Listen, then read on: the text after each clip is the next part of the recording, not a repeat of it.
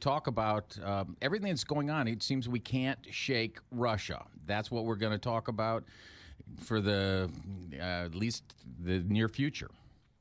Well, it seems that way, given that members of the House and Senate from both parties are determined to investigate any contacts between the Trump campaign and the Russians. They're also trying to get to the bottom of this claim that President Trump made on Twitter on Saturday about wiretapping, and they are now curious about the WikiLeaks publication of CIA secrets. They're curious about, at least Democrats are curious about whether President Trump's tax returns will show any connections to Russia. I mean, there's a lot there, and so FBI Director James Comey was summoned to Capitol Hill last night to start to separate fact from fiction.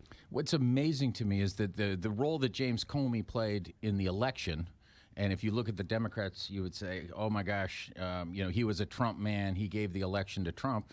Well, now all of a sudden he's come back out and as it relates to the wiretaps, has basically said that's crazy talk, that didn't occur.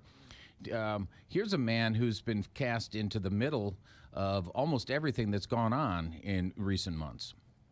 And it's nowhere that he wants to be. And I think he's learned some lessons in that regard. And after the talk about the Hillary Clinton email case. And so he has clammed up publicly and has preferred to go through, I guess, what would be the proper channels. He clearly disputes President Trump's wiretapping claim. And instead of speaking publicly about it, he has asked the Justice Department to make the public rebuttal, which so far it has not done. And I think senators were curious about what Comey knows and where an investigation might take them. Aaron, and it's put the White House in a defensive crouch. Right. Let me ask you this. People like me, I think, in our listeners, to me it seems very easy. There were either wiretaps authorized by the government or they weren't. And the president has the ability, he's the president, he has access to everything over there on the intelligence side.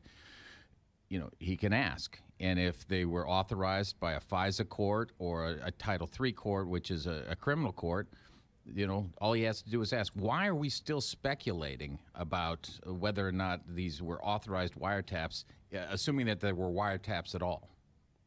Well, it's a good point. And it's not clear why the president has opted not to speak to the FBI director, but the White House said that he has not.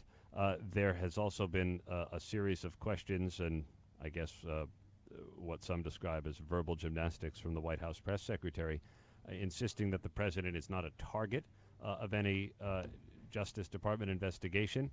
The Justice Department says, well, you didn't get that information from us. And so, it's all a bit muddled. And we know that from the FBI director's perspective, there was no wiretap, and at least in the kind that has been described by the president. The former director of national intelligence, who would also have been in a position to know, said there was no wiretap. And so where the president's claim came from isn't clear. The Secretary of Homeland Security said, well, he must have had a reason to tweet about it. But what that reason was beyond a website that used to be run by his chief of staff is unclear. I don't get it, and I think a lot of people don't get it. If the president has evidence of it, other than Mark Levin or Breitbart, why he doesn't just put it out there? I mean, he's accused the former president of a crime. The current president is either a liar or he's not, and why the public and the press really don't hold him to that standard, I'm not quite certain.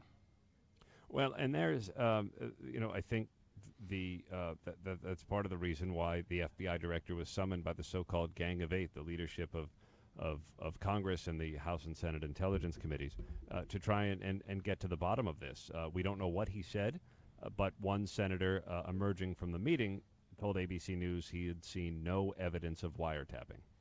Yeah. Moving on then, because that just boggles my mind, that tweet. But let's talk about the election tampering allegations. And is there anything going on with those? Are we going to see something out of Congress, any hearings? Oh, sure.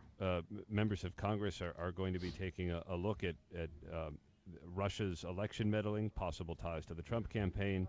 House Democrats are trying to go further. They introduced a bill that's probably going nowhere, requiring the Trump administration to turn over documents on Russian campaign contacts. Some Democrats want the president, they want to subpoena the president's tax returns. So there's going to be no end to the congressional investigations that get underway starting on March 20th when Director Comey appears before Congress. It's very difficult not to draw analogies between this administration and the Clinton administration. I don't know how old you are, Aaron, but I remember back then when the Clintons stepped into the White House, it was almost as though there was one investigation, one independent prosecutor after another. This administration seems to be headed in that same direction. Possibly, but we're it's early, but there's still things that the investigators want to try to get to the bottom of, including things of the president's own making, and that's the conundrum that he's put himself and the White House in through his tweet on Saturday about wiretapping, because either the claim is baseless, or the former president engaged in very egregious violations of his power, and either of those is not a palatable place for the country to be. Absolutely not. And like you said, if the former president did wiretap, that's something that needs to be addressed. It's we're just one tweet away from yet another controversy. So if this one dies down, there'll be another one coming.